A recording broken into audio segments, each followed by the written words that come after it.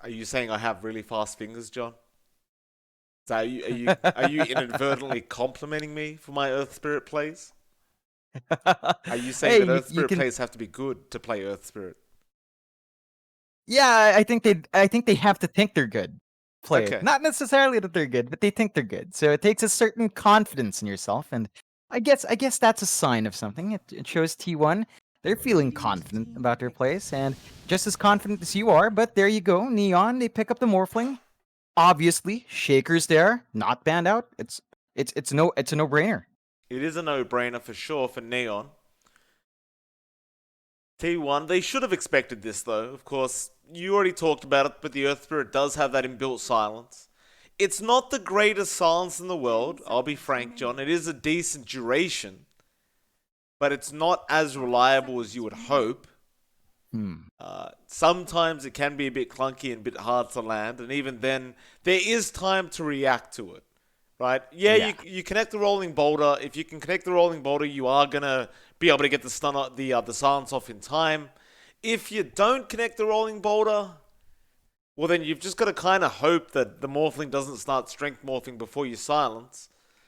Overall, though, if T1s keep going with a very early game oriented lineup, the Ursa does fit very well. The Earth Spirit does do well in these early sort of fight lineups. And so I think they're just Mm. going to keep going with that. You've got the Ember now, you've got the Ursa, you've got the Wyvern. You're ready to just go into Neon Esports very early on. Uh, Earth Spirit, not really a hero that enjoys going too late, I'll be frank, because once you get those BKBs up, he kind of starts to become quite useless. So I like the fact that T1's gone into the Ursa here. I just wonder how they finish it off now. Like, is it going to be a mid Ember? I imagine it should Mm. be. And what are they going to put in the offlane for Forev? Yeah, that's one issue that's coming out here for T1. I think all of the meta offlane heroes like the Beastmaster, the NP, the Timbersaw, the DK, they're all gone. So 4F's pool is rather limited. You do have the option perhaps for the offlane puck. I think that gives you an additional silence if you want to jump onto the morph that way. It does give you some way of getting that done. If that is going to be a concern. We haven't seen that offlane puck too often, though. I'm not sure if that is something T1 wants, but it ties in with the Winter Wyvern nicely, gives you great team fight on top of that. A couple of teams have taken heroes like the Tide, although in this case, it's great D push if you needed any more. I don't really think they needed any more D push with this kind of lineup. But the Tide's an option to give them more team fight if they so opted. There's really just one worry for me. I think we've seen Morphling against Earth Spirit before, and if the Morphling gets ahead, it can be really hard to deal with. Like you mentioned, the silence not being the most reliable. I think bigger worry is that even if Morphling doesn't have Ags, if he turns into the Earth Spirit, he has so much mobility built in that it gets really hard to catch him out. And beyond that silence and stun for the Earth Spirit, you only really have the Winter's Curse. I guess Searing Chains is nice, but most of the time Morphlings do go for a Manta style. So they can get out of that sticky situation fairly easily. You're going to want something reliable here in the offlane to help you keep that Morphling pinned down. I mean, he can avoid the silence of the Mad Style, John, unless he's been magnetized, of course. That's Then fair, yeah. you can really mess around with the silence there on the Earth Spirit. Just kind of play around with this Morphling. Try to make him make decisions he doesn't want to make. T1 though, last pick up, they do go for that offlane Pangolier. Alright, I don't mind it. It kind of rounds off that team fight for T1 because they were lacking in that team fight a little bit. The Pangolier can be quite dangerous as well up against that Morphling because sometimes you just want to be Agimorphed, but the Pangolier has so much burst damage with that swashbuckle. You can kind of underestimate, how much HP you have while that swashbuckle's coming in. Overall, we've seen Frev play this Pangolier. He does enjoy it quite a bit, and it is quite a nuisance to deal with. Neon Esports, though, of course, still had a support slot. They go for the Grimstroke, and that's just going to force that Pangolier to not really be able to roll every single time he goes for that Rolling Thunder. Soulbind will make him do a burnout on the spot, Mm. and it's kind of a waste. Like, it really is hard as a Pangolier to have to go into that. Yeah, it really is. I think you've got to worry about the Grimstroke and the Shaker. We've seen Fissures absolutely ruin the role. Even a Beastmaster, right, is pretty darn good control for the Pango. So there's a lot here from Neon to make Forev work for his ult. You do see the mid Morphling coming out here for Yapaj. Skem is on the safe lane NP, unless they do just kind of swap the players but not the lanes. Still, you're seeing Neon again kind of shift out their players. We saw this last time when they gave the Venomancer to Skem. We'll see how much Skem can bring out in the NP. If he does go safe or mid, we'll find out when it jumps in. But either way, I don't think the matchup is too bad for IYD, whether it's the more 40 NP. Like, I think the NP is going to be slightly more annoying if that is the case, just because you've got the range advantage, you've got the right clicks, and you don't really have magic damage to defend yourself from with the Ember Spirits. You do have to maybe opt for the Sleight of Fist build in that case. Well, we'll find out as the game goes on. Still, Neon, with this draft, they will just want to give space to Yapaj, find a farm in their Morphling, and T1, they need to work for those team fights. They need to play around the Pango. They need to give their support some EXP as well in order to enable that aggression. Yeah, absolutely. Game number 1 of today is about to begin, after we're done with the pause, of course. I can't remember the last day we started without a pause, in fact. It's just been every single day we get into a game, pause. Yeah, it's servers, it's the internet. I honestly can't tell anymore because, like, it's across the regions, it's affecting you. At the same time, the internet has been pretty bad in the Philippines as well. And of course, Neon is a Filipino stack, so I wouldn't be surprised if it's everything going bad at the same time, you know? It's it's just been bad, but hey, it's not too off par for Southeast Asia. Damn it, John, can't you just go fix the internet? I mean, we literally had some guys come in, go up the poll today, and for some reason I'm getting a lot more packet loss in my voice call. So, even when they fix it, it gets worse. So I wouldn't recommend actually asking for a fix from PLDC unless you want your internet to literally just get worse. Well, there's no need to name the company, John. You know? There's only one in the Philippines anyway. Everyone knows who it is. That's true. That's true. I mean, there are 2 options, but there's only really one. Wait, there's 2 options? Yeah, I mean, the other option still uses the same lines for the most part, so... So it's the same crap anyway. 2 options, yeah. See, Right. ping issues for John Well. Gonna try to fix that. I mean, I don't think it's too pertinent on the Grimstroke. It's nothing like a Earth Spirit, which you like to talk about, Mike. You love this Earth Spirit. You mentioned it in draft. It's fantastic, John. See you later, nerds. I do wonder how Paulson's going to go. It's not the easiest draft to go into with an Earth Spirit. Like, you're going to struggle up against this Beastmaster. It's not going to be fun. Can't do much against him. The Earthshaker, he's kind of annoying as well. Like, yeah, you can roll over his Fissure and stuff. You're not going to have too many problems with that. But you, generally speaking, don't enjoy stuns when you're an Earth Spirit. You just want to be able to roll around quite a lot and just do what you need to do. But that Grimstroke, Morphling, and Nature's Prophet, that's a different story. They're going to be very, very susceptible, I think, to getting rotated on by Paulson on this ES. He has gone for the Orb of Venom build as well, so it does kind of imply that he is going to be roaming around trying to find those big kills. And by that point that you hit level 2 on the ES is when you can really start easily killing people off. Because you have that inbuilt slow with the Boulder Smash as well.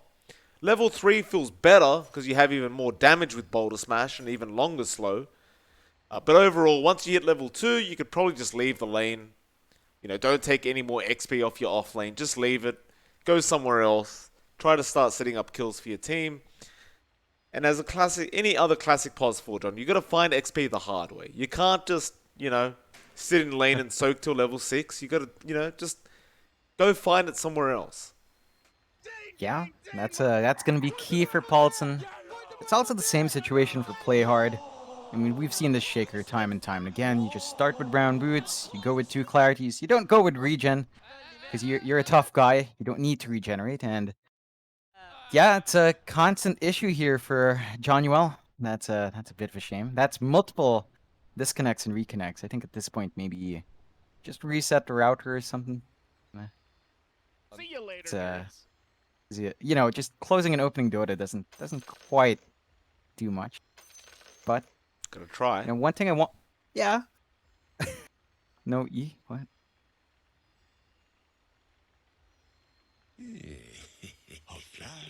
All right, well, you know, this mid lane matchup, Yopaj on the Morph up against IYD. That's a bit less common. Like we've seen the Morphling mid a couple of times. That usually is done in response to pretty bad lane matchups elsewhere. In this case, for Yopaj, I don't picture it being too hard for IYD. I don't think it's going to be too rough for Yopaj. It really depends on how he juggles his HP. Of course, him being mid leaves him open to those rotations we were expecting from Paulson. So that level 2 mark for T1 just got a lot more important. It's a lot easier to rotate in the mid Morphling. There's just so much more approach angles, especially for a hero like the Earth Spirit. So The thing is, though, you would have preferred the Prophet mid if you were T1. yeah, Because the yeah, it's the much. range advantage, right? No. I'm saying for T1, they would have preferred the Prophet mid. Yeah, exactly, because they've got like a range advantage there, and we've seen Embers kind of burn out in trying to trade that way. You're forced to go for Sleight of Fist because Flame Guard doesn't do anything for you, and you know NP has pretty ridiculous damage. I'm saying for T1, they would have preferred the Prophet, John, in the mid lane. Not the Oh, Morphling. for Yeah, them. because the Prophet is much more susceptible to dying from someone like an ES. The Morphling can waveform away. That's the real problem, and you're not generally going to go for the level 2 silence on this hero. It's usually level 4. You'll go for the point in silence, if that. The Prophet's much easier to kill in that sense, whereas Yopaj might just be able to waveform out. I think that's why they're throwing Yopaj on the Morph in the first place, is because they know if it's going to be the Prophet, it's just going to be easy pickings for T1. Yeah, that's fair. I suppose so. That does take Paulson's timing a bit later, unless he actually does opt for the silence, which, as you mentioned, you just don't tend to see. Not until So 4, and even at that point, you don't really want to. You know, you'd rather just max out roll if you can. But in this game, I think he might go for the silence, just for the sake of being able to kill off Yopaj. yeah, again, it's going to be key to slow the morph, so I wouldn't mind that investment. I think you might have enough damage on IYD anyway to Right. perhaps melt the morph if you catch him out. Like, fully Agi, it doesn't take much damage. And again, against a morph, you could probably opt for the Flame Guard build rather than Sleight of Fist. Yeah, you're not under as much pressure. The Morphling is still ranged, but it's not very big. It's not as worrying as, say, Treant spam with a Blightstone. So you're not going to trade too unfavorably, and it's a lot of pause time being eaten up by Neon. Well, they've got no choice, right? Like, it's if you can't connect to the internet, what can you do? So I don't think Neon's doing it on purpose. I just think that the servers right now are just ridiculously later, bad nerds. in SEA. We'll see if you can hold the connection before that 5-minute timer is up.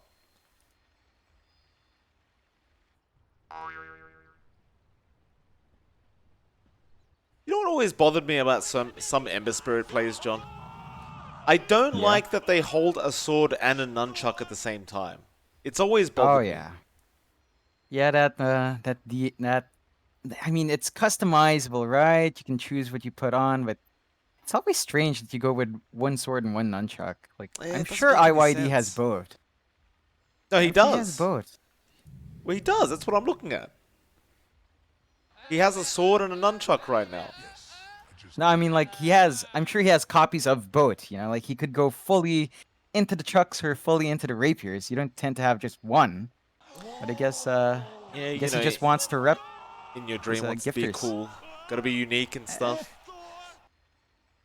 Yeah, that's fair. I don't Like, like the sound of the nunchuck, though.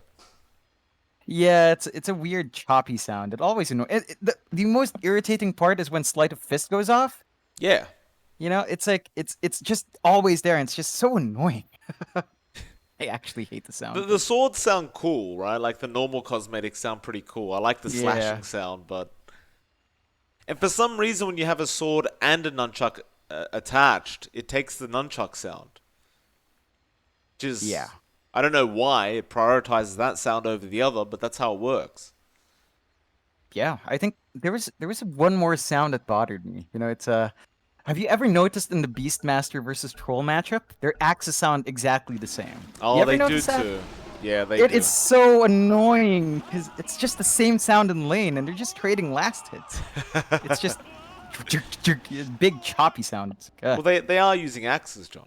Yeah, both of That's them are fair. theoretically using axes. So that makes more sense to me than, using a nunchuck and sword at the same time.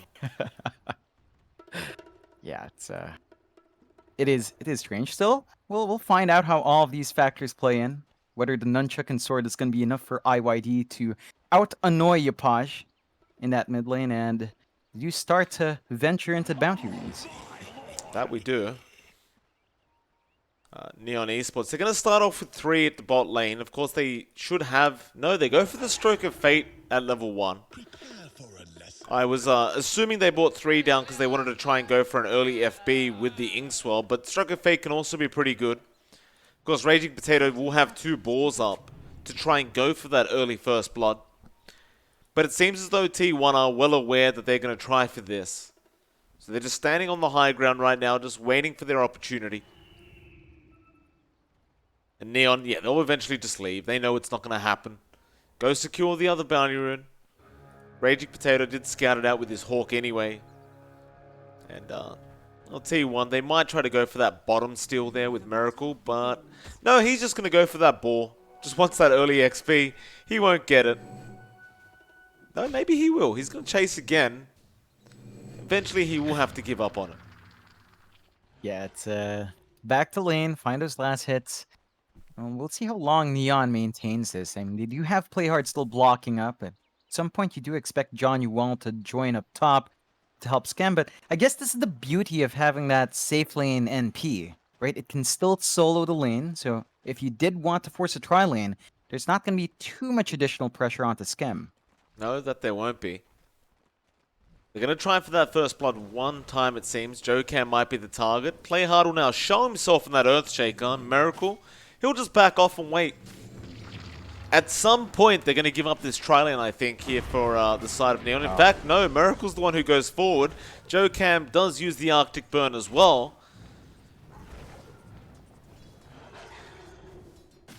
And they are going to keep Playhard here. So maybe they will keep this tri-lane going. Schem seems to be okay in the safe lane by himself. They know Polison's going to leave that top lane soon enough anyway, so perhaps they just assume it's better to not have the dual lanes up against each other, rather just go for the other tri lane and just leave their safe lane alone. No, never mind. They TP someone up. It's Playhard. Yeah, they split it up. That did take a bit of time, so you are lacking some EXP on the Shaker. Paulson's going to have a steady climb to 2. That could give him a pretty good advantage and maybe allow for that early rotation. Still, it's going to be tricky. You mentioned level 4 timing if he does go the typical build. That will give Yapaj enough time to really just match the farm of this Ember Spirit down mid. Yeah, I mean, I think you kind of expect that, though. I don't know if they actually expect to be able to slow down Yapaj much in this laning stage. I think it's probably more important for them to just allow In Your Dream to keep farming, though. Roll in. Polison now, perfect timing. Yapaj trying to run away. He will strength morph, and he should be fine to live. A very, very close call from In Your Dream.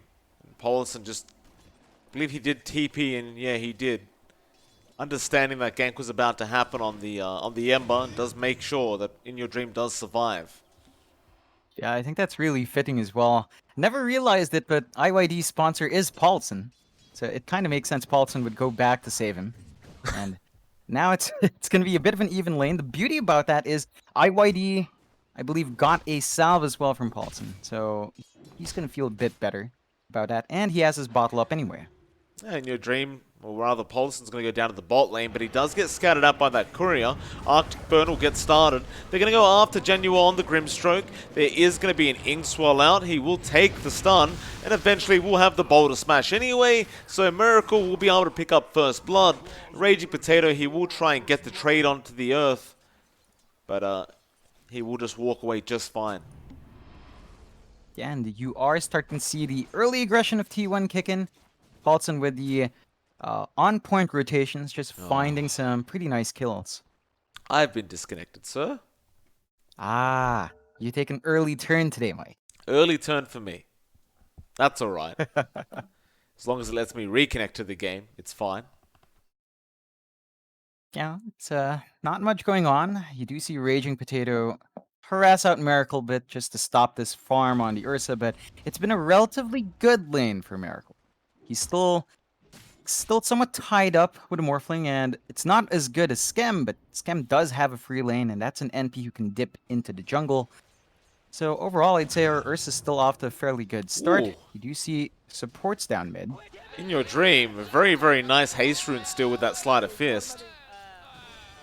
They were racing for it. They brought the Earthshaker down to make sure that he wouldn't find that power rune, but he just Sleight of Fist play hard and ends up getting it anyway. Now mid lane, oh, Yapage. Quick reactions there with the Strength Morph.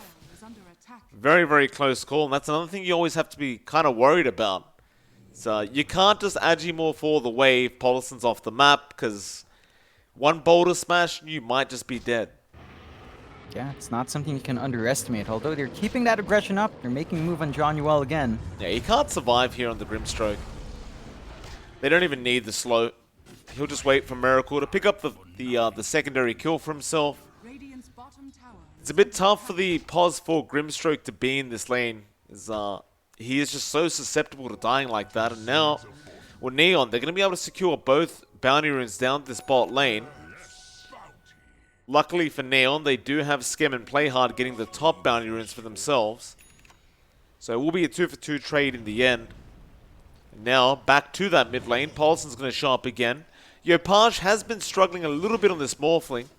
It's constantly been very, very low in terms of HP. He does have the bottle up now, though, so you do have a lot of regen coming out, but they've brought the Earthshaker in to try and contest here. Pulse and Jokam are both there. Splinter Blast does fly out. Yopage will start Strength Morphing again. He'll waveform out as well. Playhard has to be careful. Roll in. Does not connect from Polison. And that'll mean Playhard does walk away with his life intact. Yeah, you're starting to see that heavy commitment from T1. They just try to find a Yopage kill, but it's really not paying off. And you see the supports of Neon now as well, jumping Jokam. Yeah, should be a nice kill here onto Jokam. Does cost him a 3-man rotation, but it's well worth it. And now a great Fisher block off onto In Your Dream. And we do have a bounty being placed on to Jokam on that Wyvern. Skem's going to rotate in the mid lane. In Your Dream in big, big trouble and will go down. Neon, so some great rotations coming out. Yeah, they're starting to punish T1 for their earlier aggression. And this is one of the good things about Neon's draft. Again, you've got Skem who can come in early, and even if he's left alone, he does still manage to find farm. I mean, Forev's getting a free lane because of Skem moving into the jungle. I don't think he minds it. I don't think Neon minds that as well. Like, they still have the answers for that Pangolier.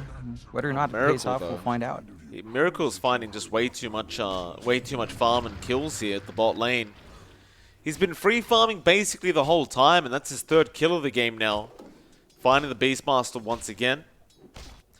It's very nice to know that Skem is free farming on the Prophet as well, but I imagine this Ursa might be a little bit scarier going into this game. Especially if you keep giving him kills like this, but looks like Miracle has actually TP'd back to the fountain now. So he might be trying to meet up with his team top, and that's exactly what he's doing. He's running up top. They're going to try and secure that top tier 1. Playhard already getting jumped on now. Forever will pick up the kill. And Skem trying to get a trade here. I believe he is TPing. If he is, where is he going? See you later, nerds. Probably trying to chase Polison, like he's one hit away from dying.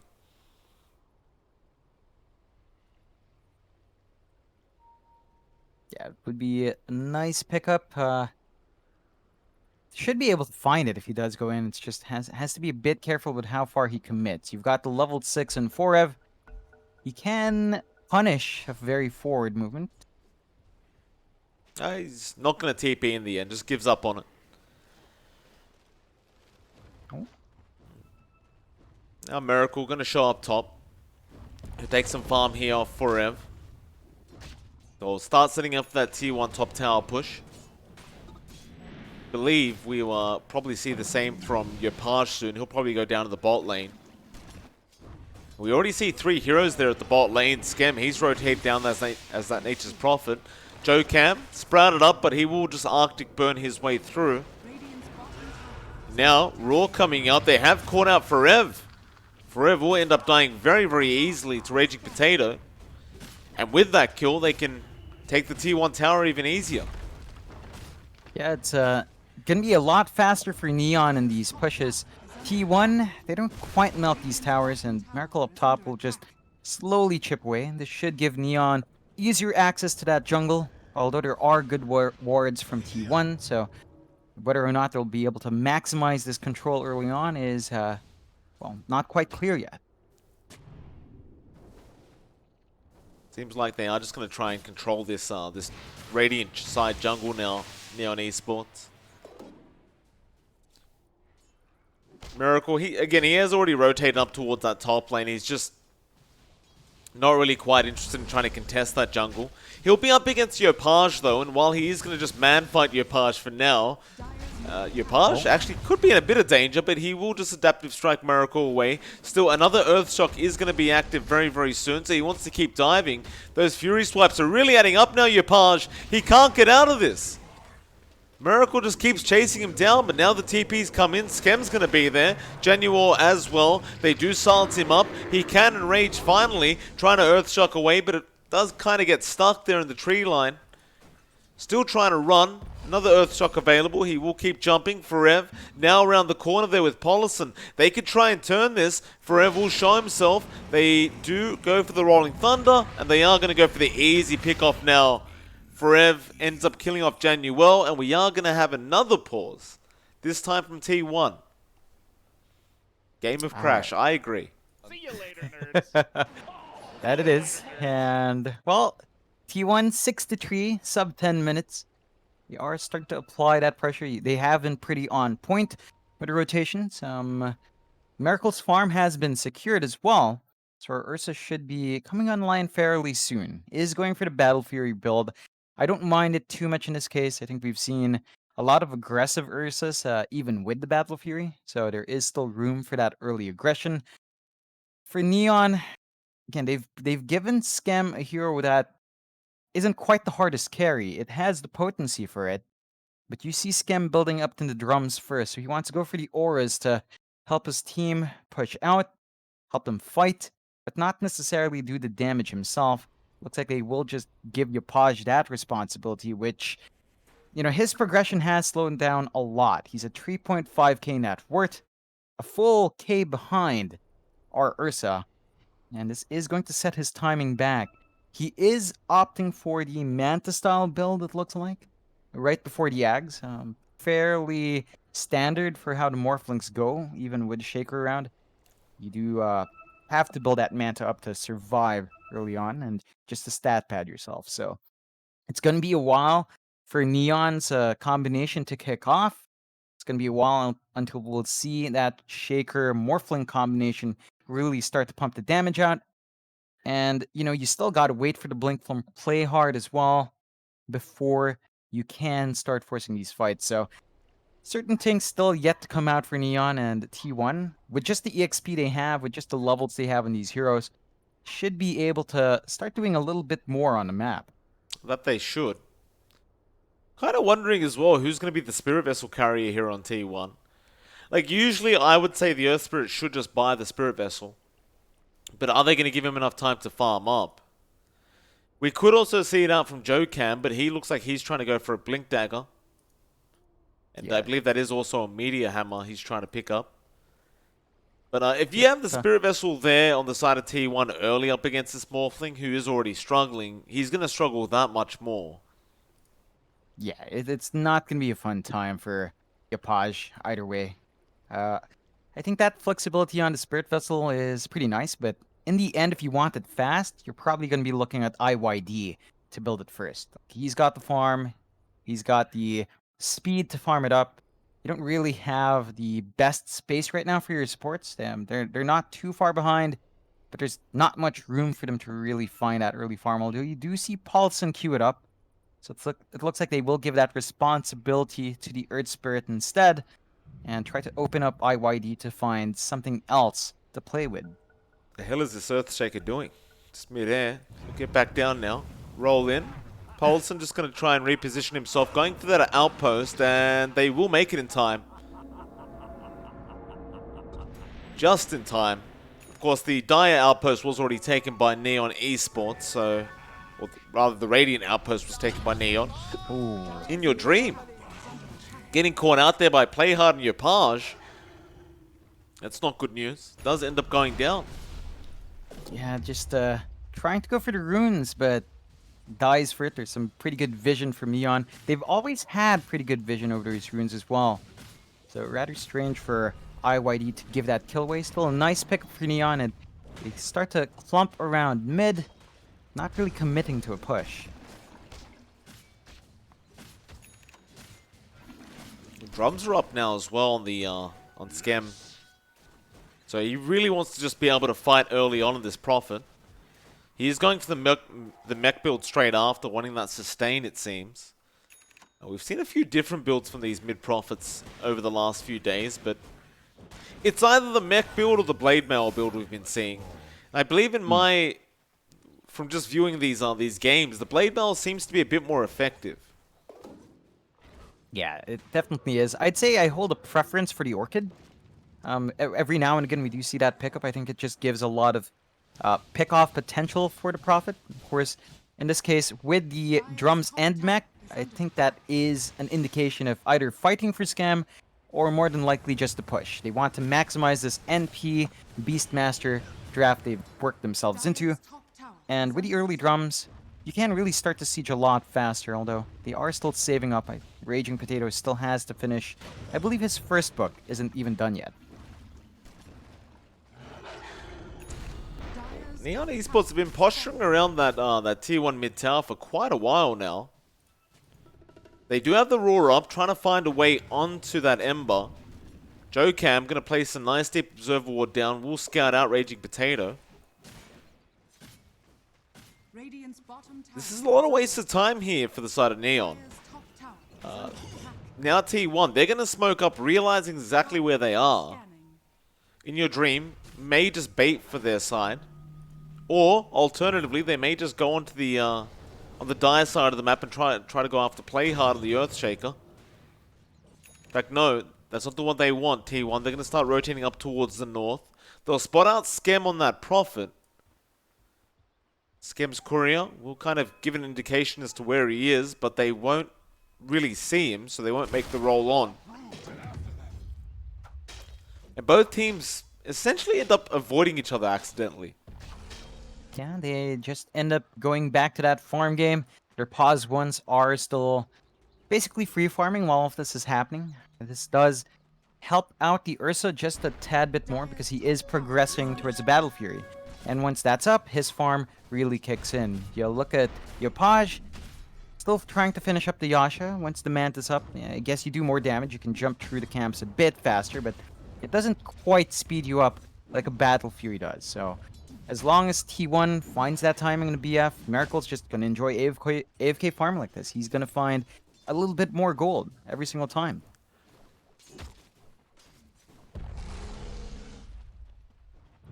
Oh, Neon just going to stick around in that Radiant jungle, it seems. Just, again, not really farming. They're just walking around that jungle, maintaining control. Yapaj is, of course, trying to farm up on that Morph, as well as Scam on the Prophet. Yapaj still trying to catch up in farm. He is still behind. We do indeed have that vessel coming out on Polison, by the way. He did build into the urn now. So very, very standard kind of build for this Earth Spirit. He has been soloing that mid lane for quite a while now, so he has a very nice level 7 timing. Let's go for the 2-2-2 build, something I haven't seen in a very long time as well. It's a bit more of an old school build. Yeah, again, I think you do want a little bit more value in that silence. You just really want to be able to have that control on your Page if you jump him. Although that, again, whether or not that's going to help when your Page is very close to the Manta is a different question. He can kind of dodge it out if you're too early on that combination, unless the Magnetize starts flying out. Still, gives them options now, T1, but again, they're just going to be playing the passive game as well, and Miracle is still pulling ahead with the Battle Fury. He just doesn't care. Like, Oh, sure, you're finding farm on Schem, but he's an NP going for utility. Yopaj's farm is not bad, but it's not accelerating as fast. So this kind of trade just favors T1 for the most part. Yeah, I don't think it's going to suit Neon at all. Like, you're going to have the Spirit Vessel up if you keep this up. On Polison, you're just giving more levels away to T1. Overall, their draft will probably work better throughout the mid to late game. Like, just based off the fact that Neon has this draft that wants to push down towers so early and take over the map. But after that T1 bot went down, they just kind of went stagnant. Just trying to catch up there on your Page, but you're never going to be able to overtake the Ursa. No. He's always going to have that Battle Fury to really escalate things quite a bit. And well, your Page is going to keep trying to farm up. He's very close now to finishing off that Manta, so perhaps once the Manta's up, he'll kind of make the decision that, you know, he should get involved. But he's going to make the jump onto Joe Cam. Joe Cam just going to Arctic Burn away. And, well, they have bought enough time now that Playhard has the Blink Dagger up, but now Roshan's been taken. Yeah, it's an Ursa. You leave it alone, it just finds a Roche. Still Neon with the Blink on Playhard, I suppose, can start forcing fights. The issue is, you're more than likely not willing to fight into an Aegis Ursa this early on. So, T1, again, finding a nice objective for themselves. Neon playing the long con, just taking it slow. They did finish up a Vlad's on Raging Potato, so they've got more sustain coming out. You would really like to see the push come in. You've got key items to enable the push already from your NP, from your Beastmaster. They just need to find a lane to commit to. The mid is probably the most tantalizing, but they've never really made progress there, although they do smoke up. They are going to smoke up, but this is into the Aegis now. It might be a little bit harder than they first expected, but they want to try and get this Blink reveal off on Playhard. They'll see it in your dream in the mid lane. Miracle will also show up. Now, into that mid tier 1 tower for T1. Basher up now as well on the Ursa, so he just got a hell of a lot more stronger. Just coming out on the Courier. And so far, the smoke is leading to nothing. Again, you just don't want to go into this Aegis. Skem's going to show himself for a bit. They'll chip away at the HB pool of Miracle, but he is not backing off. He'll trade the Aegis for the tier 1 tower, jumping out of the Sprout now. And Skem's just going to deny it. He doesn't even want to bother with this.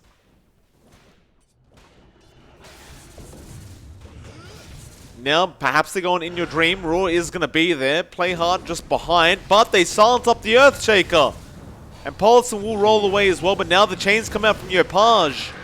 And now the Witch's Curse out onto Yopaj. It's not a great deal for Neon Esports as the Rolling Thunder does come out. They do finally use a Soulbind, but it's already too late. Schem trying to run away, but Miracle is on top of him now. They just want that Nature's Prophet, and they are going to be able to find him. Forever still rolling away.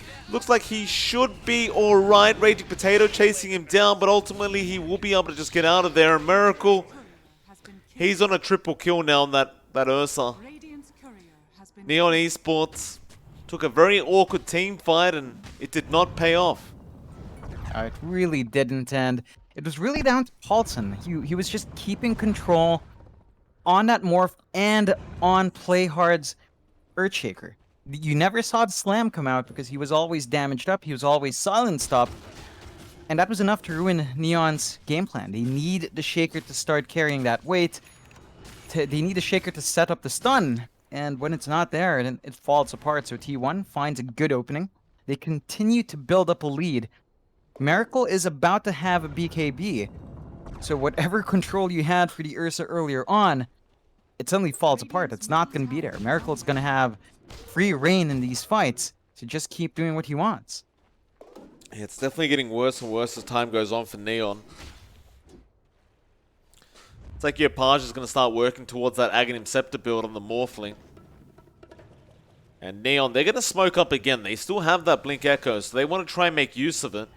Raw is also back up, but it's going to be a smoke-on-smoke situation. However, I'm not sure if that Hawk caught it out in time. There was a Hawk flying out. They do scan it out as well, so they know there is a smoke at the moment. It won't matter though, like Miracle's just pushing the tier 2 top tower. And Neon are just going to avoid the side of T1. They're going to try and push down the bot tier 2, and they will find it. Now with those 20-minute bounty runes coming up, both teams, they may run into each other for these bottom bounties, but no, Neon's just kind of letting them go. T1's doing almost the exact same thing. They don't really want to go after these bounty runes quite yet. And, well, Neon's just going to go into the mid lane. Trying to force into T1 mid tower now. It will be within deny range, but T1, they may just leave it.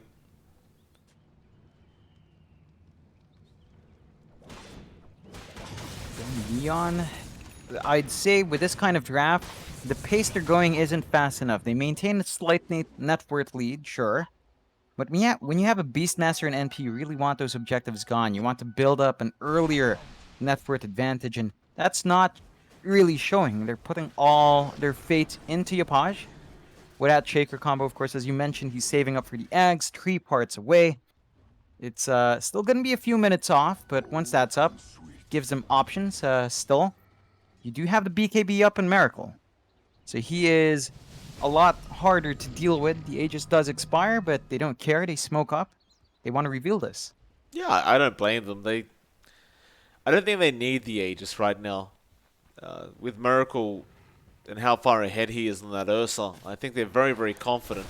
They're going to run straight into Skems, although they do reveal themselves early, but now the roll's in. Chains do come off. It's underneath the tier 2 tower, so Neon, they will TP in.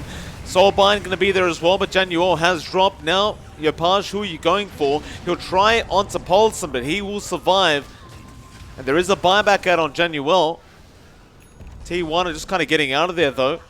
They do end up finding Jokam. Raging Potato does get it with the Raw on the Beastmaster. And now Yopaj goes back in, getting a chains off onto In Your Dream and Forever. They try to go onto Miracle with that Heaven's Halberd on Skem, but he will just wait.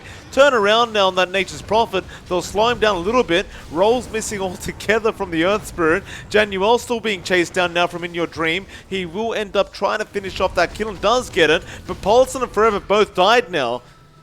And Miracle is still going on the Ursa. Chasing down Play Hard, he will find the Earthshaker and now just try to go for a TP away. It will work out. A very strange team fight between these two. It was a really back and forth. Ultimately, it does end in a 3-for-3 as they did get a dieback on that Grimstroke.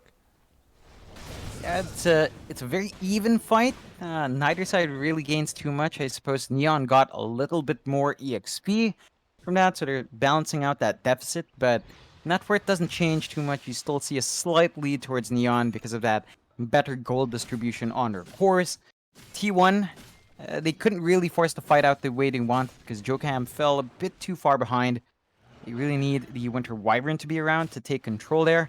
If they got the Winter's Curse off, they could have focused on one of the bigger cores first, but not quite the case. Miracle as well, and this tends to be an issue for the Ursa before the Abyssal, but he was fairly easy to kite around. You couldn't find enough damage in time to burn one of those big cores. And you look at Yopaj now from Neon's side. He does have the Ags.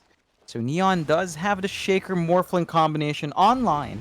And that's a lot more damage and utility coming out here for Neon. Well, bot lane, they find an easy kill onto Paulson. Now Jokam feels it necessary to try and go for a curse. It's a fair bit of damage coming out on Potato, and with that, Forev's going to roll in now on that Pangolier, connecting once and twice. Does go for the Swashbuckle, but he is still surviving. Nice fish around from Play Hard, just delaying things out, and now they can try to turn around as Yopaj. He does kill off In Your Dream in the base. Soulbind to fly out as well. Sprout not latching anyone in.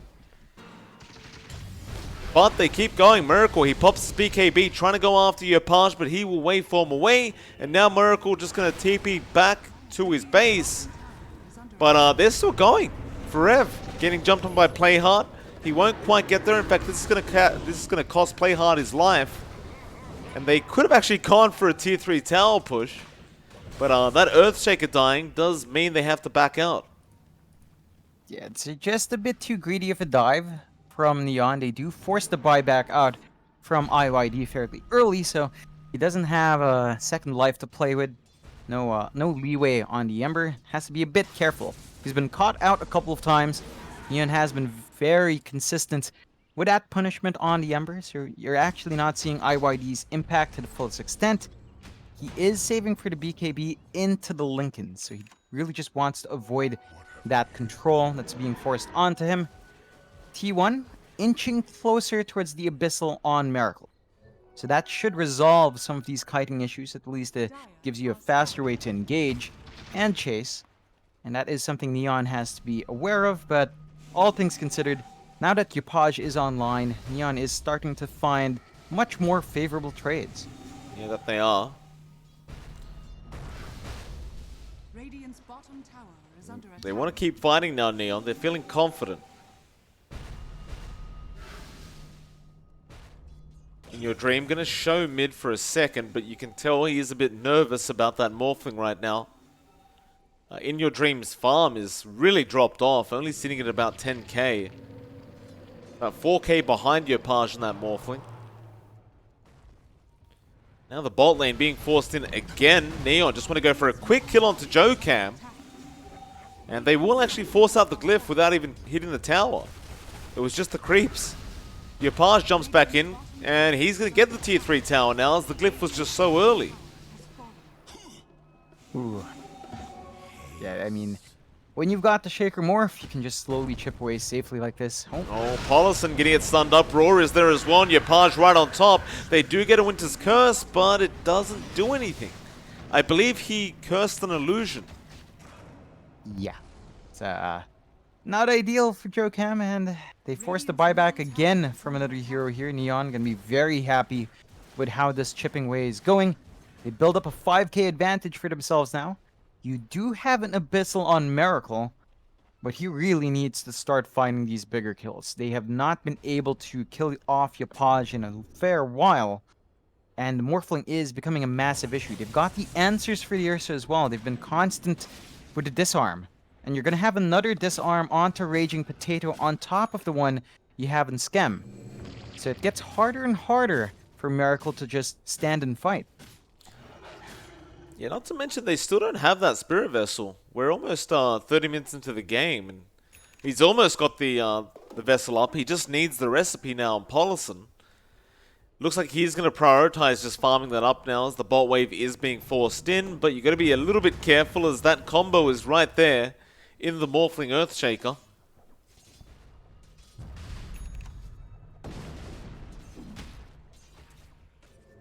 And it looks like Yopaj is going to TP out towards that Roshan, because there is a Roshan going on. They're trying to slow down Miracle from taking this. Wrath of Nature going to fly through. Yopaj, meanwhile, does stick around and get Paulison, and he's just going to go for a Rax. If you're going to take the Roshan, we'll get your base. Miracle does get the Aegis. Now Cheese, he does also pick that up. In Your Dream in there with him. They do kill off Jokam, but the chains are out from In Your Dream, and he has the control. Play hard though? No, he's just going to run out of there. Miracle, meanwhile, forced TP back down to the bot lane to try and protect the Rax, but it's already gone. He goes for the Abyssal on Yopaj, but he will just waveform away. And ultimately, you got the Aegis, but you lost the lane of Rax. Yeah, it's a way bigger win for Neon. They're going to be very happy with that sort of trade. Yopaj just knowing the priorities, knowing what was important, goes for the objectives, the actual objectives, and gives Neon a lot more leeway. They can't quite find anything else.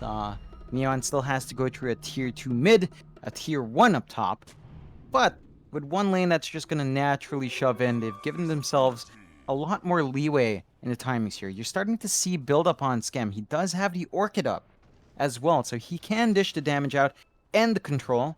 T1 have to be very careful with how far they put themselves in. Bot lane, they will spot out Miracle on that Ursa. They know he does have the Aegis. I actually like that pickup there coming out from your Page now. He picks up the Lincolns. It's going to be much harder to actually catch him out with that Lincoln Sphere up. And at this point, just based on the item build he went for, it seems like T1 is really starting to, lose ways of dealing with your Page. They are going to smoke up, try to take a 5v5 if they can. But the smoke's going to be fairly obvious considering they are taking the outpost back. The Hawk will notice nobody there. Radiant's top tower is under attack. Raging Potato already hiding the tree line, making sure he does not get caught out. And the smoke is going to lead to nothing. Is under attack. Yeah, at this point, T1, they're just trying to find anything they can. Miracle at this point is just happy to take a T1, but Raging, he ends up killing off Jokam just by himself again. Trying to go for the TP outplay, he's just going to stand there and wait. Confident nobody's going to chase him down. He'll show up now, blinking in again, trying to go after the Earth Spirit. Now has to run away as there is a Rolling Thunder out from Forev.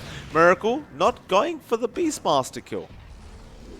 They must assume the side of T1 is right behind him. They're all TPing back to the base. And now that T2 top tower's gone as well. So Neon in that meantime, not only do they not end up losing their Beastmaster, but they found a T1 and T2 tower up that top lane. And there was nothing that was done by T1 at all. yeah, they're just bleeding out a lot of ground slowly but surely towards Neon, and Neon have really bounced back in. They were never too far behind in that early game anyway. But they've found a space. They've really kept IYD in check. I think that's been a major factor here. It's just that IYD's Ember has not been able to influence the game as much. It's been all about Miracle finding these fights, finding these kills. And the key pickoffs onto the Winter Wyvern just means every time they push in after Jokam's dead, there's no way the teamfight can come out. They really need the Winter's Curse from Jokam to split up the fight and buy them time to set up. Without that, Neon just finds everything, and T1 are just never confident. What's getting to the point now where your Page is going to have the shotgun build coming out. Just more disarm, I guess. More burst. Why not? If you can afford it, you just take it as the morph. And we're approaching that 32-minute mark now. T1 are just losing any form of way to win this game. They still hold on to the Aegis, but don't really seem to want to use it. Just trying to buy themselves more time to farm. Now jump in, and that's going to be a dead Earth Spirit? No. 4 TP rotations were coming in. They all get cancelled off apart from Jokam's. Ooh, man. It's just trying to react quickly to Yopage, but he just has such a quick escape mechanism.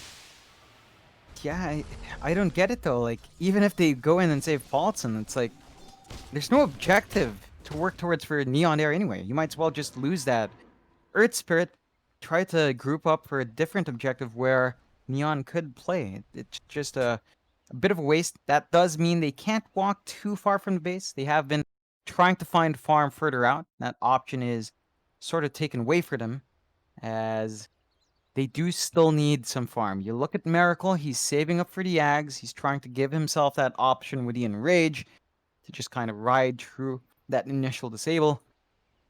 It's about 1,200 gold away, not too far, but it feels like it is too far because they're just not able to fight. And Neon right now, I mean, they've got everything they could ask for.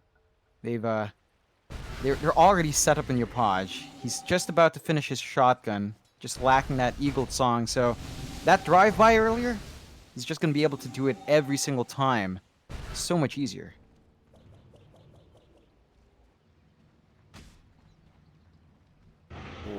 Seems like Miracle's trying to farm an Ags. He does have it up now.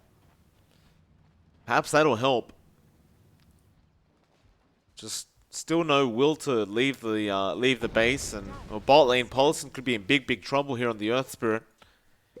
He does have help behind him, and they do scan that out, so they don't actually make the jump. They'll just let Paulson run by.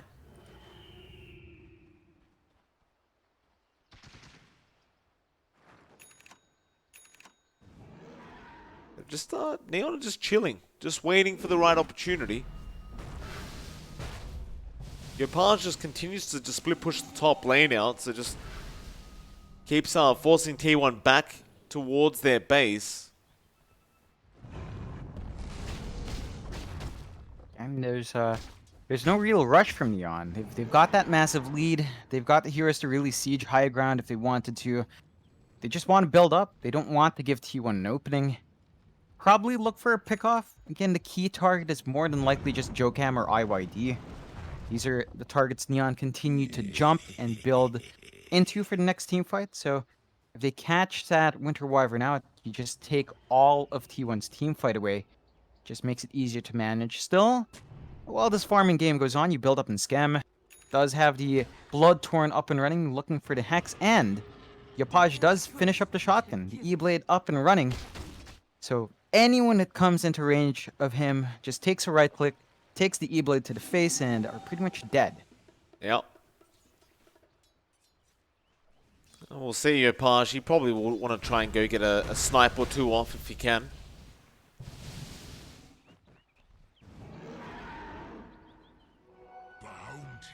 Miracle's going to start working towards that Satanic now on the Ursa. And both teams definitely going to be waiting for that next Roshan attempt. It's going to be up in about 40... Well, we're going to find out when it's up in 45 seconds. Oh, top lane for Rev could be in a bit of trouble. Skem, Echo being committed with the Orchid there as well. And it's going to be a very easy kill onto Forev. That'll extend the net worth lead of Neon to 14k. I still waiting to see what the game plan is here from T1. They just seem a bit lost. Yeah, they need Jokam to be able to land a combo. I think Repulsion to find a really easy hero to target, but Neon just have not been split up, although... Yeah, Raw being committed. Raging Potato does take out Jokam, and now Paulson in trouble. Play Hard will die to Miracle, but you're losing a lot more on your side of things, or maybe you're not. Miracle, he will go on Raging Potato. Now Yopaj gets in there though with the shotgun. Back into the fight now, chasing In Your Dream. A triple kill out for Yopaj once again. And now it's onto that tier 2 mid tower. They may as well just go for the high ground push as well if they want. Buyback is going to be there out of Paulson. You do have a buyback available on Miracle right now, but he probably doesn't want to really commit it. Stun in. Forev dying very quick. Yopaj has been silenced up, and they do have enough. In Your Dream will get the kill. Miracle now going after Play Hard does secure the Earthshaker, and well, Skem, he's going to have to sprout TP, but the roll will connect in time. And now T1 are going to be able to clear out the side of Neon. Yeah, that was really strange. Really strange that Yopaj died there. Just overcommitting and not having the backup of his team. That was a dieback on Play Hard as well.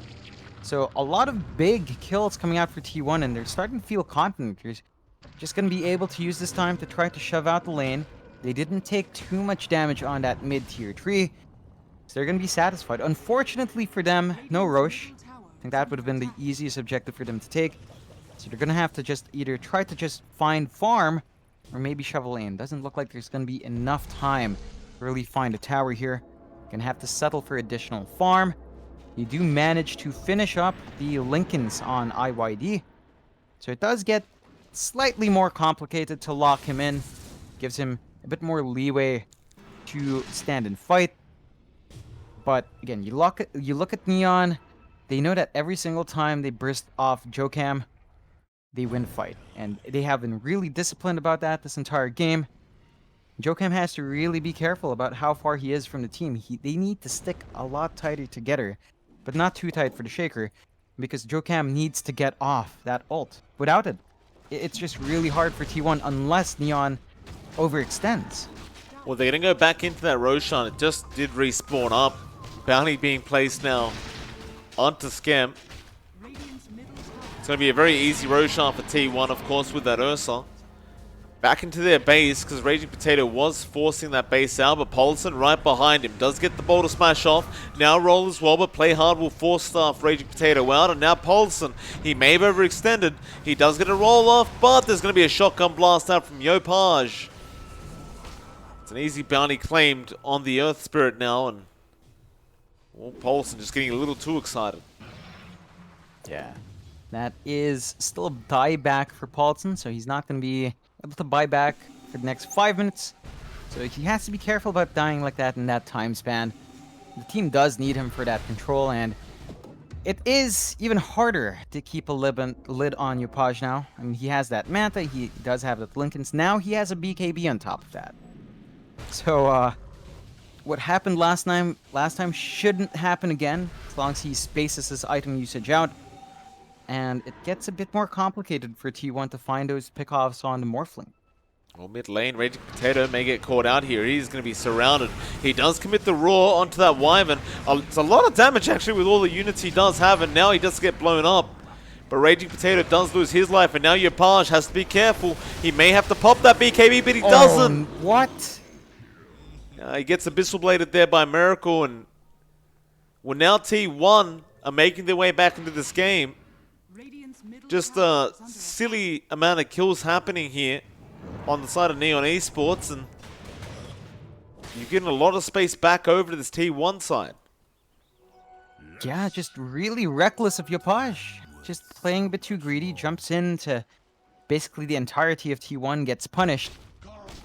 And just because he just bought that BKB back, of course that means he doesn't have buyback, so there's no major high ground push coming out from T1, but this should give them at least a mid tier 2, maybe even a bot tier 2 if Miracle does feel like it, and it's just slowly but surely chipping back into this game here for T1. If they can continue to find kills like that, if they can continue to punish and bait Neon in, then I'd say it's good.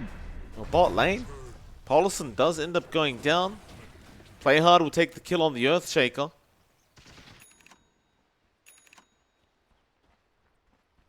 Both teams, once again, just not able to really capitalize too much off these team fights.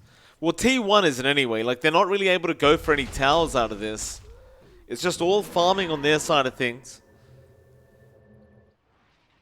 And Neon Esports, of course, they can capitalize from taking good team fights, but losing a couple team fights in a row now, their net worth has started to dwindle back the way of T1.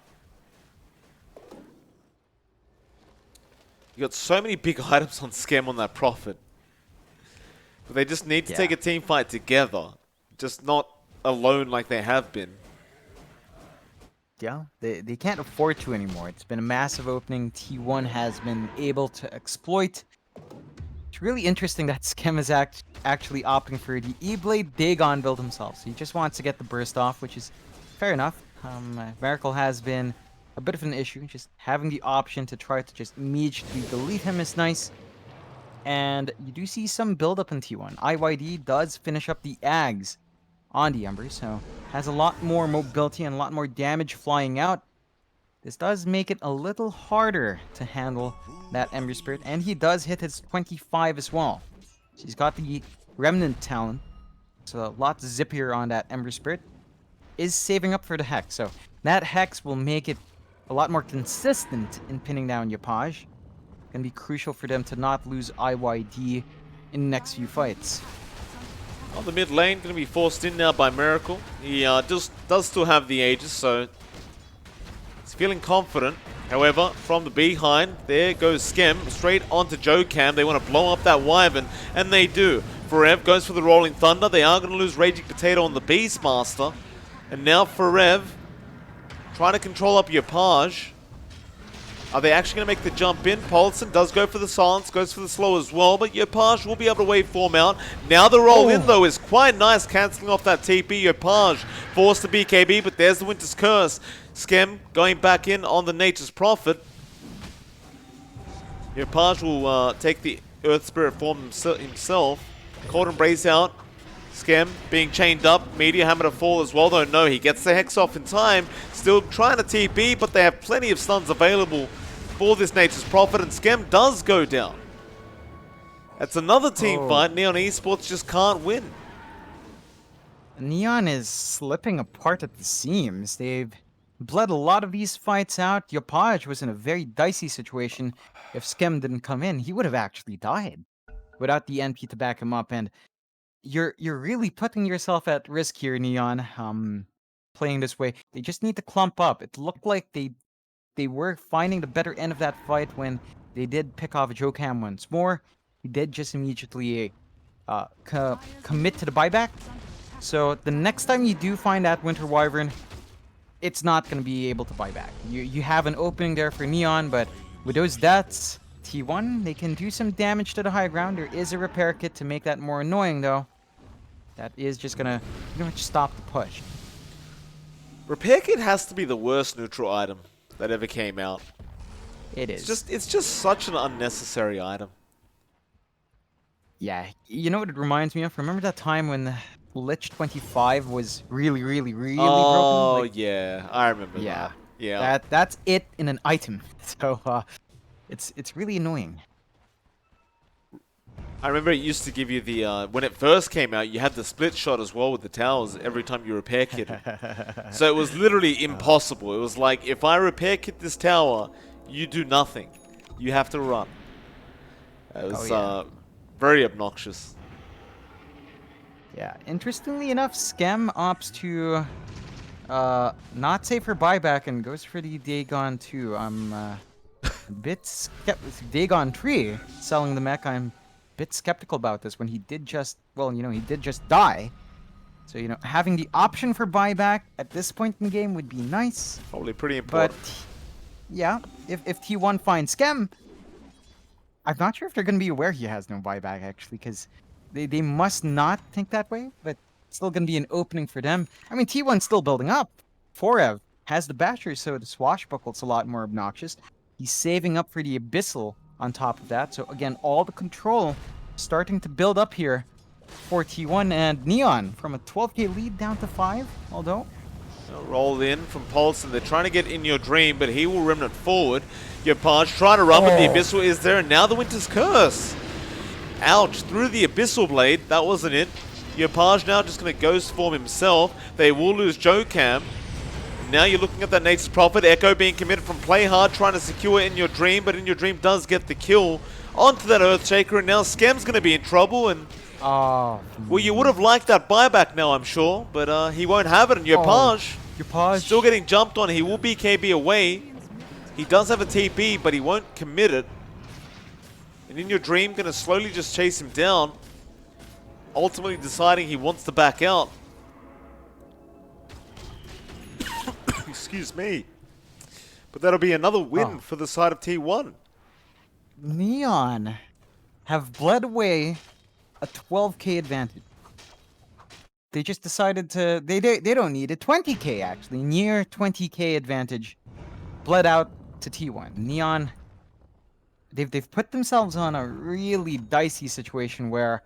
Yeah, they spiked up really great. Now you're at the point where the superior control from T1 is going to be a lot scarier. The Winter's Curse has been a consistent factor. Not quite the best usage in that last engagement. But you can see Neon constantly targeting JoeCam. It's all about getting that Winter Wyvern out. And in their haste to do so, T1 has been able to punish. So you're looking at the item buildups in T1. It's still coming out. IYD is inching closer towards the Hex. Miracle's Ursa just going straight for the MKB.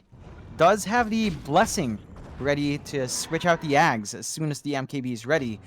So he's pretty much almost 7 slotted here, and it gets a bit scary handling Miracle. He is also about to hit that level 30 mark. So all of his talents will be up, like the Enrage duration up there. That is just going to be so obnoxious, having that additional duration with the Scepter cooldown in play as well. Yeah, it's going to be problematic.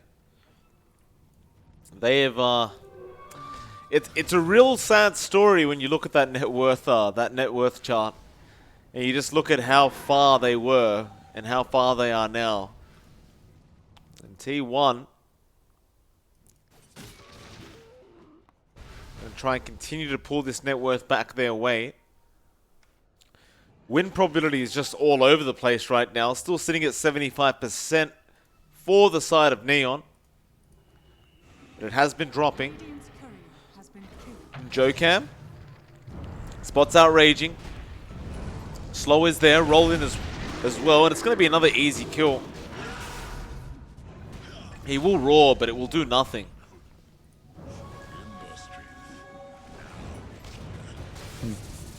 Yeah, they're just in the wrong place at the wrong time now, Neon Esports. I think they assume they still have the control over this jungle, but it's not really the case anymore. No. T1 is just way too strong as a team now. They will always just be able to pick you off if you are caught, you know, outside of your position. And now there's a Roshan there to be taken. Yeah, it's got all of it. Refresh, Ag's Blessing as well, so a lot of potential for a lot more utility coming out here from T1. They should be able to easily take it. And Neon Esports, they might try to force that bottom wave in again. But the Roshan goes down much faster than it used to now to Miracle. So they'll be able to defend in time. Plus the racks at the bot lane's already gone anyway. So you're not really losing much. Refresh Shan, who wants that? They'll give it to In Your Dream for now. Yeah, they give the Ags to Forev as well. I guess it's not much use to the support Ags this game, so might as well have the Pangolier get a bit more value out still. From an 18k disadvantage, you're looking at the 3k advantage now for T1. A big swing back their way, holding out on that deficit. They finish up the MKB as well on Miracle, so he is looking like a very scary bear. I think at this point you just stall until the turkey comes out, although they are chasing. Yeah, Playhard's just an easy kill. He's kind of alone. Yopaj is around the corner, but he doesn't want to risk his life. So, well, In Your Dream says it all. He gives him the tip. Yeah, it's we are getting to that point where T1 should not have been able to bounce back like this. They really shouldn't have with how Neon was playing early. You know, it took them a while to find the objective, sure, on Neon's side, but they did start racing ahead. And in their tomfoolery, T1's just back at it. They do have the E-Blade up on the NP. That could help them burst the hero down. Whether or not that's enough, I honestly don't think it is. Like, you've seen issues from Yopaj bursting down even Paulson at this point. If you both focus on the same target, sure, you can burn one hero down, but that's a lot of investment for just one hero burst.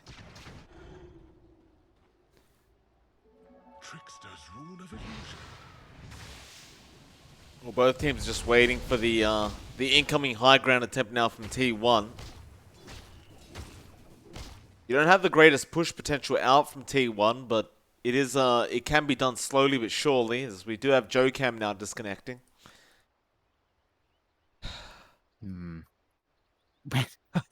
You mentioned Jokam, I mouse over him, and he has 6.8k in the bank. Yeah, why not? Wait, I no. mean, he just spends it. I believe he's buying an Aeon disc. Yeah, that he is. And it's going to be massively helpful. I think Actually, you no, I meant don't think that Miracle. was... Yeah, because it didn't switch to Jokam's because he was disconnected, so... I mean, you have 6.8k in Miracle. He doesn't actually have anything to build into anymore unless he replaces Boots. Oh, you get like a Moon Shard, you know? Yeah, just the self-buff. But look at that. He is just about 400 EXP away from 30. So, enrage duration, overpower attacks, Fury Swipes reset, and mana regen. This is pretty good. I think the 20 is the greatest one. The enrage duration's really just going to be a lot of value for Miracle. Yeah, no, it's going to be amazing for Miracle. And he's going to get it from this next Dire Wave now, I think. As they are going to repair kit again. That was the last charge of repair kit.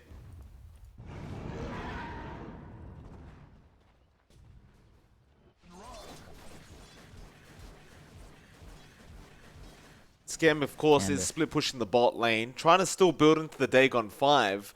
We haven't really seen the purpose for the Dagon, though. He, haven't really seen any point to it. I mean, burst is nice. I guess if you can lock someone down, Miracle is certainly not it anymore. Not with how much he can really just pop that in rage, and how much HP he has. Certainly not the target, but I guess the supports are nice still. I mean, you burst down Paulson or Jokam, you're looking pretty good. They've got Aeon Discs, though. Yeah, they're going to be building into that, and look at that, Miracle Turkey. He doesn't care anymore. They're going to try and take this fight. Yopaj is there. They block him up with 2 fishes, and they do take the Aegis, but now the Rolling Thunder is there from Forev. Soulbind will lock him in place. Paulson in a bit of trouble. Cold Embrace will not save him. Now another Soulbind eventually will wear off. A great Fisher out, though, onto Forev. He's just going to get blown up here from Yopaj. They still have plenty of farm to fight back, and they're going to find Jokam as well. They're going for In Your Dream and Miracle now. Can they really find these guys out, though? Another Ethereal coming up from Skem. Miracle turns around onto Yopaj. There's a lot of bashing coming out, but he will be alright for now. In Your Dream jumping back in as well. It's 2 versus 5, really. And, well, Miracle does end up dying. Yopaj does have the damage. Now, In Your Dream, just going to remnant away. He'll just remnant all the way back down to the base. And all the buybacks will just start flying out. Yeah, it's it took a lot for Neon to get that done. And they had a lot of damage flying out with the shotguns and Dagons, but does manage to pay off. Miracle not going to be in a very good position now, forced to buy back early. Has to be careful with how far forward they get. Again, you're not seeing a Winter's Curse flying out from Jokam. He's just looking for the perfect target. I think you really just go for whatever you find, although Yopaj... Oh, no. Miracle, he can't die like this. Echo is there, he does enrage, and he does take down Play Hard. It's a dieback on the Earthshaker. Now he'll try after Yopaj, but he will just jump out, instead going after that Beastmaster Raging Potato, who will also die. Now Remnants forward from In Your Dream, trying to find Genuel, and does get the chains off. There'll be another kill coming out now for T1. Both Raging Potato and Genuel having buybacks available. But Yopaj will actually... an Aghanim Scepter recipe. He lost his courier. Oh, it's the Blessing. Okay. Yeah. He's not going to be able to free that slot up for his Satanic. Fortunately, he's going to have to play juggling, and they do force the buybacks. This looks to be shaping up to be the final showdown here for both sides. Going to be on the edge. T1 still have to use that Winter's Curse. They do have an edge there. There is the Aeon Disc on our Winter Wyvern, so additional durability. Can they find the right target, though? Find out. Ooh. More Dagons. Okay. Dagon 5 done. I mean, I get it. Geared up. He has the Ethereal Blade. I get it, but it's... I don't know. It seems so silly.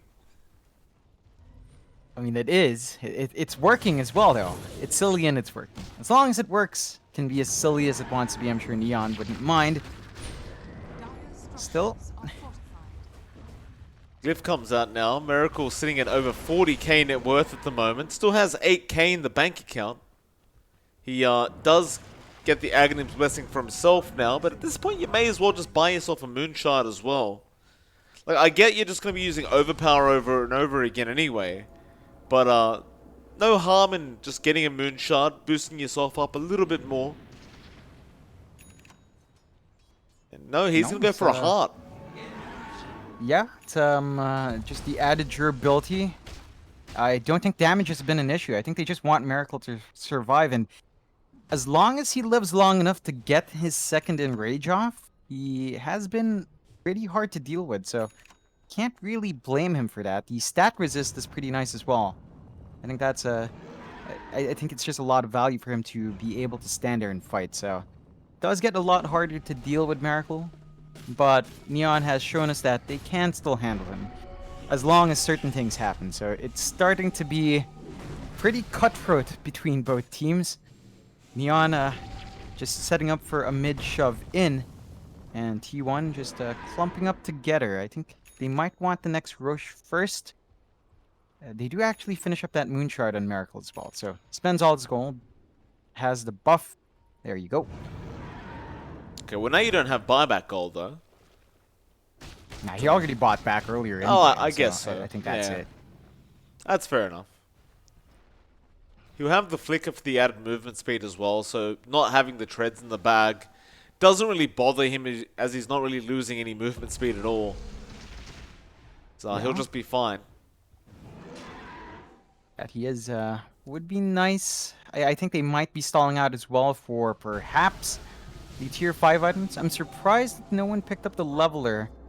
I mean, if they were going to opt for the push, you maybe give Miracle that on his backpack, but pretty full backpack, I suppose. Well, those tier 5 items are going to be up very, very soon. This is game number 1 for today, John. We've got we've got 7 more after this. Oh, man. They smoke up in T1, getting a bit impatient. Well, you don't want to really wait to those tier 5 items if you're T1. I don't think you need them. They're going to Remnant in, trying to go after that Raging Potato Beastmaster. He's trying to get the roar off, but now a stun coming out. Now Soulbind with a double roar. Double shotgun from Yopaj. And this is a great team fight now for Neon to take. Paulson trying to go on to the Earthshaker. They do get play hard. Miracle, who do you go on now? Dagon flying on Jokam. Yopaj does get a triple kill once again. It's a 4v2 situation. No, in fact, in your dream, we'll buy back. So it's a 4v3. They do get Scam on the Prophet. He'll buy back as well. Yopaj is still going on that Morphling. Trying to fight back here up against Paulson, who does roll back into the Nature's Prophet. Scam now, you got to get away from Miracle, who is just ripping apart this Prophet again. It could be a dieback on Scam. It looks like it might, though. No, Yopaj saves the day, but he still gets the kill. Now Raging Potato, he will also die back. Man. It is Miracle against the world, but Yopaj, he does clear them out. It is a full team wipe, no buybacks left. Yopaj, it is probably about that time to go high ground, sir. You are the only one with buyback. Oh yeah. See, it's the opening for Neon. They only have one tier 4 and it's being taken away now, T1. I think that's game. Like That's game. They can't defend. The game's over. There it you is. go. Miracle calls it. GG man. well played. Off the back of a double roar, double shotgun. Oh. T1 just got a little bit too impatient, and it will cost them the first game. Neon Esports, after 59 minutes and 45 seconds, 15 seconds short of seeing some tier 5 items, John, the game 1 is over. Yeah, that was quite the ride. Quite the back and forth from both sides. Really wacky builds coming out. Scam just going for the burst that you don't tend to see the pleasure of seeing. Does pay off in the end, and T1, you know, got to temper in that patience. Can't afford to get too angsty about finding those kills. And Neon, they just managed to take advantage of that impatience. Well, with that, it is MLP Dota and JohnXFire. We'll see you back in about 10 minutes for that game number 2.